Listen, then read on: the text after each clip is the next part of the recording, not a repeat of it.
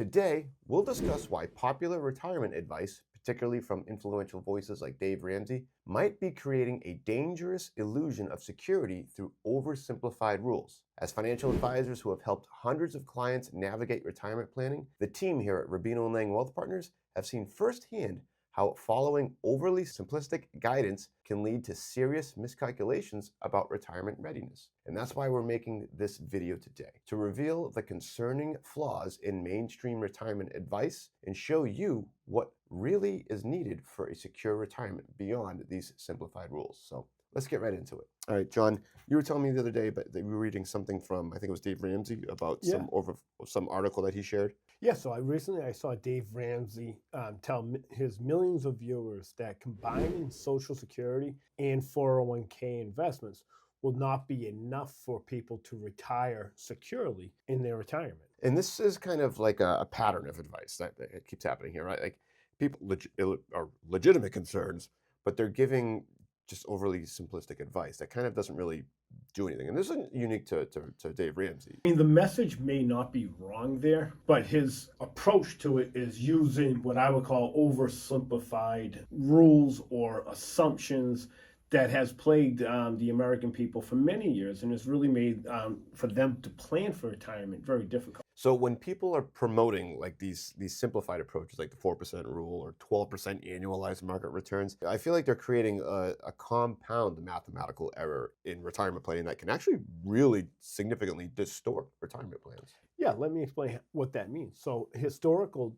averages show that the S&P 500 averages close to the 10% after inflation, right? Right. And not the 12% that we often see cited.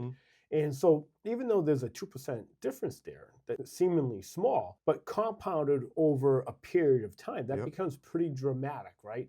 And that 2% over time could really mean a 30 to 40% difference in overestimating what your portfolio value might be or underestimate the amount of income that you can project from that portfolio if you're using some of these simplified 12% average rate of return.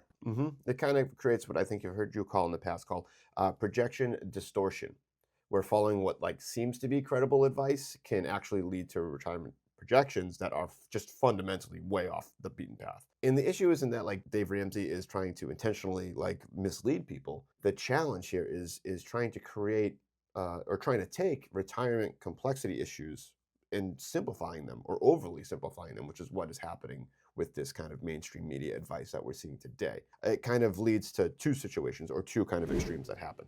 Either people get overly optimistic about what their retirement portfolios can do for them, or the media is so negative that people kind of get overly anxious that whatever they accumulate is never going to be enough for retirement because of what the media is saying. So both extremes result from the same actual fundamental problem, which is replacing mathematical precision with simplified rules. Yeah, so when we hear advice from people like the likes of Ramsey and so forth, there are three fundamental flaws that we see with the projection distortion. These are not minor technical details, but they're really significant mathematical flaws that can have a dramatic effect on the overall picture for an individual. Can we take a moment and kind of break through each one of these critical flaws and have you show us why they matter so much to this situation? First, they can drastically distort your retirement timeline. These are not small rounding errors, but fundamental flaws that could shift your retirement timeline by 5 to 10 years or misproject your retirement income by tens of thousands of dollars per year. Wow. Now going back to what we touched upon earlier, the historical market shows data or the S&P only doing like 10% returns instead of 12% returns before inflation. Does that 2% really make a big difference? Going back to what we touched upon earlier, the historical average of the S&P 500 is 10% after inflation and not really the 12% that you'll often see cited. So that 2% seemingly small over time compounds could actually have an effect of a 30 to 40% reduction in total investment portfolio. That's insane. So if you have like $100,000 and you're expecting it to grow at 12% over the next 30 years, but it only goes at 10%, that's like you said, that's a massive difference in what you're actually going to get at the end of those years. For someone investing $10,000 a year for 30 years, a projected rate of return of 9% versus maybe a 6% realized will project out to about a $600,000 gap. Wow. Okay. And what's the effect of that? The pre retiree might underestimate how Mhm. much they have to save per year to get to their retirement number, so to say, or they may overestimate the amount of money they can withdraw sustainably from that portfolio That over makes time. sense. Yeah, if you think that you're going to be getting, like you said, 10, 12%, and you can draw that down. That actually kind of leads us into the next flaw that you mentioned in the past, which is oversimplifying withdrawal guidelines. Can you talk a little bit more into sequence of returns risk and having that these changing economic conditions and how just having some simplified withdrawal rule can really affect that? The 4% rule was developed based on historical data of a 30-year retirement, a 50% stock portfolio, and a 50% bond portfolio, and then never really fluctuate in your withdrawals of more than 4% with inflation each year. Okay. And what changed about that? So what has changed about it is that the 4% rule has come under fire Hmm. a little bit recently. And you think about it, you're pigeonholing yourself to strictly a 4% rate of withdrawal, and it increases each year with inflation. And research firms and people like Michael Kitces are talking about that you can look at a 3 to a 5% rate of withdrawal, Hmm. and you can do that and sustain that throughout your lifetime and life expectancy.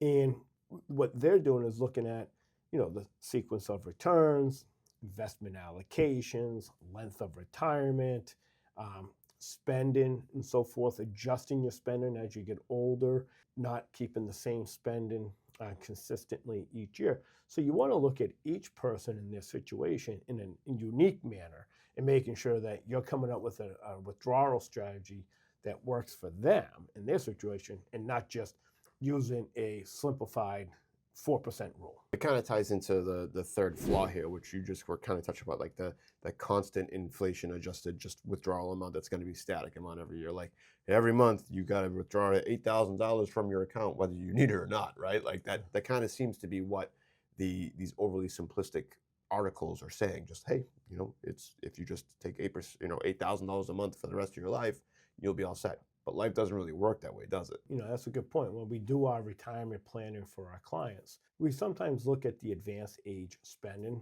So when they're age 80 to 85, sometimes we reduce their spending in that time frame around 20% or so, because that's what the data tells us. Hmm. And we've been around enough that we see people reduce that spending. Maybe you're not going out to dinner as often. You're not, those are the no-go years. So to arbitrarily just say, hey, we're going to take out X amount of dollars, $8,000 a year for the rest of our lives. Yeah, that's great that it can sustain. But at the same point in time, why do we want to make a withdrawal for something, pay the taxes on it if it's a taxable account, take it, and now we put it in the bank and it's not really earning anything? We want to be able to adjust the withdrawal to the person and their individual needs and their circumstances. So in some of our plans, we're reducing the advanced age spending by roughly 20% per person, and that can be adjusted each year. So you don't have to consistently consider like, oh, hey, when they're 85 years old, they're still going to take out $8,000 a month because, like you said, they're not spending that as much, right? Yeah, and we can look at it, and if a client says, well, I'm not interested in having the reduced spending in my advanced age, and if the numbers work and it projects well, Hmm. then if they don't take that projected spending, then it works even better. So we have the historical returns are kind of modified from what the mainstream media is saying, or actually different than what mainstream media is saying. The withdrawal rules being overly simplified, like hey, just take out 4% and you'll be fine. And then the idea of just have a consistent spending limit or spending situation are three fundamental flaws that separately have their own little, kind of detrimental damage they can do to a retirement planning situation. So to go back, we have again the idea that historical returns are overly optimistic. Hey, you're told 15% every year when we know in reality that's not really true. We have the idea that if you just take out 4% or have a withdrawal standardization system, that can actually start to fluctuate and cause problems down the road. And then the idea that, oh, if you just standardize what your spending amount is going to be every month, when we know in reality that's not the case. Sometimes you need a little bit more, sometimes you need a little bit less. And as you get older, that numbers are going to change as well. These three things that are overly simplified one by one, they can do enough damage to a retirement plan. But when you start to combine each of these things, it can really compound the amount of damage you can do to a retirement plan, especially, again, overly optimistic or overly pessimistic in the way that that can be viewed. So this can explain why some retirees that follow this advice get into these extreme shortfalls, right? They're going to think that they have enough money when they really don't, or they're going to stay working 5 to 10 years longer than they Yeah, need you to. start to follow these, I would call them rules of thumb or oversimplified Rules of thumb. analysis and so forth. And, retirement planning shouldn't be overly simplistic, but it shouldn't be overly difficult either. It should be something that is unique to your circumstances. And you want to make sure that you want to understand, am I on the right path, right? Mhm. If I'm looking to retire at in 5 years, am I on the right path? If I want to have an X amount of income per year, have I saved enough? Where's my other income coming in? Did I take taxes into consideration, inflation, and so forth? You want to make sure that you take a deep dive and you analyze everything. Mhm. And these things that we're just talking about now, we haven't even gotten into the risk tolerance and the investments and the portfolio and so Mhm. forth. These are just trying to get what people envision their retirement to be, and then seeing if have we saved what we've been doing? Are we on that right path to retire in 5 years? Like you said, sometimes people start to hear these numbers and they start to maybe lose faith in retirement, and they start to think, I'm going to have to work until I'm 75, or I'm going to have to eat peanut butter and jelly every day because I can't afford to live, because I'm not going to be able to generate enough income to live the lifestyle I want.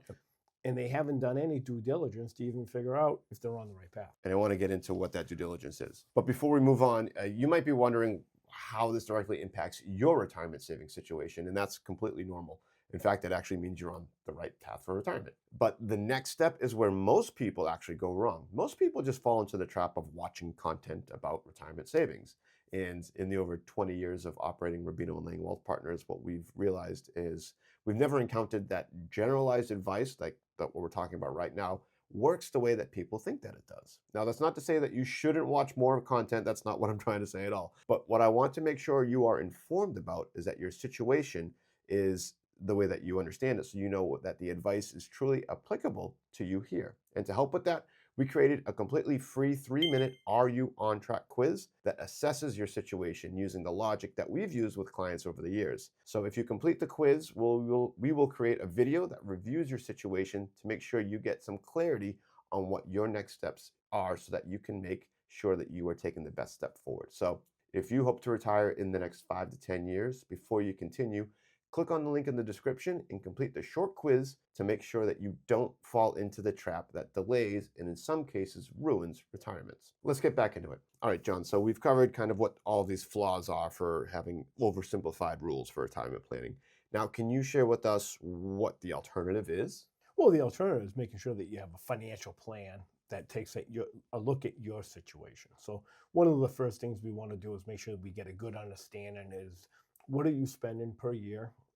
What are your projected spending? How you envision retirement? And where is your income coming from, right? And then when there's a shortfall between what you want to spend and what you're bringing in, that is what we call your portfolio income number. Okay. And we call it the PIN. And that PIN is what your portfolio now has to generate to you on a monthly, semi-annual, annual basis to you after taxes. So you're saying I take what my expenses are. I need to figure out again what I'm going to be spending in retirement, whether it be lifestyle, healthcare, everything needs to be kind of understood. Exactly. That's the most important number. Oftentimes people want to look at retirement plan and they think of the big number. Have I saved enough?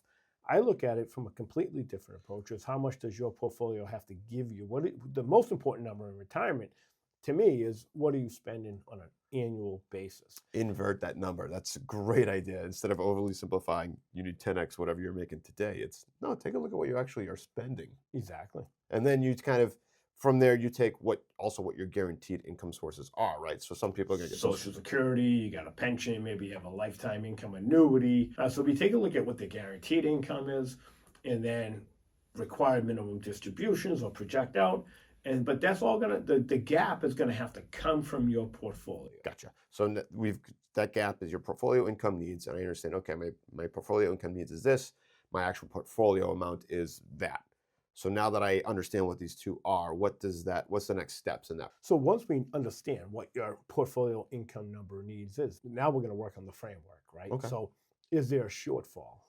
That might mean that, hey, based on the withdrawal needs from your portfolio, your goals of maybe retiring in year 5 might not be doable because there's a shortfall there. And Okay. how do we fix that? Maybe we push out retirement for a couple of years, save more between now and retirement, take a look at the investment allocation.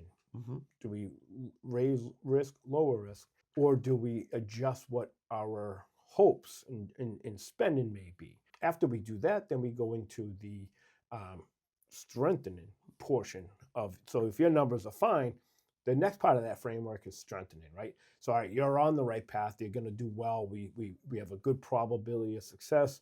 That Hmm. you've saved enough, and what your portfolio income number needs is. Then it becomes, hey, how do we strengthen your portfolio? What is the allocation model that we can maybe take a look at? Hmm. Um, really look at tax advantage strategies. And then that third part of the framework is sharpening. That's like estate planning, Roth conversion, tax strategies. So once we kind of get that, we'll know where you are in that framework and how to help you kind of fix any type of flaws inside that portfolio you have. This is good because it kind of again you're mathematically figure assessing somebody's situation based on their actual numbers, again what they're going to be spending, what their portfolio is, and then once you find what framework they would fall into, it really sets where you can prioritize and really optimize somebody's retirement situation in the most effective manner, right? Yeah, once someone realizes, hey, I'm financially independent, I can retire in the time frame that I want to retire, or I'm financially independent today, then the focus of the conversation shifts into, well, how do we enhance this? How do we make this better? Okay. Maybe they can spend more than what they were projecting. That might mean they can take an extra vacation or two, or hey, let's really strengthen this portfolio to enhance and provide you with the greatest retirement. But then after you pass away, how do we get it to the next generation and so forth with the least amount of taxes and protect it as best we can? This is great. And to make sure that we're not just again giving generalized advice, can we go into like a hypothetical case example of a situation where we go through somebody's expenses and find out this framework? So recently, I seen an example of an individual who was age 56 and making a fairly good amount of money. He had $250,000 of salary and so Hmm. forth. And when you look at some of these simplified rules and the Ramseys of the 10x and so forth, this individual will need about $2.5 million Okay. to retire. And going through his numbers with some of these rules-based calculators and so forth, that they thought they were going to have to work another 11 years. So right out of the gate, they become a little frustrated, disenfranchised, so to Takes the say. wind out of your sails, Yeah, and like they wanted to make sure that they retired young when they had their best health, right? And they were afraid that they were going to miss out on their healthy peak retirement years. And they slowly but surely kind of got a little frustrated and disenfranchised of where they were. And thank God we were able to kind of help them and take a different look and a different approach, Mhm. and came up with a unique strategy for them. So let's walk through that. So again, this person has $950,000. They come in, they're deflated because they think they need 2.5 million. How did you kind of flip the script on that? What this person was facing, right, where Dave Ramsey was projecting that they needed $2.5 million in order to retire. Okay. Based on their investments that they currently had, they saw that based on their rules based calculators and so forth, that they were going to have to work another 11 years. Okay. So what happened there was, obviously the individual wants to retire. They feel like 11 years was much longer than they were projecting to retire. They wanted to retire younger, take advantage of their health, and they didn't want to miss out on their healthy years in the early part of their retirement. Hmm. And when you start to see the numbers and these oversimplified rules, you start to think that you're falling behind your peers and you're never going to be able to achieve what you were hoping to achieve in retirement. So what their situation looked like was, they 56 years old, they had $950,000 saved, which is pretty Yeah. significant. They made around $140,000 per year. So Social Security was projected to be $3,200 a month at full retirement age, Okay. an annual spending of $8,500 per month. And when they looked at the traditional rules-based calculator for their situation, it showed a significant shortfall to what their goals were. Okay. So what we did with them is take an approach of, hey, let's come up with a plan that was designed for your situation. Let's really take an approach of a real rate of return that we can project out for you, and not maybe some 7 to 8% that wasn't really reality, but something that a 5% rate of return for that. What that does is it gives some flexibility, so to say. And one thing we automatically talked about was, because they were really interested in enjoying their retirement in their young years, we did talk about the advanced age spending, right? Which is, statistics show at age 80 to 85, people reduce their spending around 20%. Okay. So we built that into their plan. So that had a dramatic effect on them. That all of a sudden, like, they weren't using the 4% rule, we're going to withdraw the same amount of money Right. with inflation over time.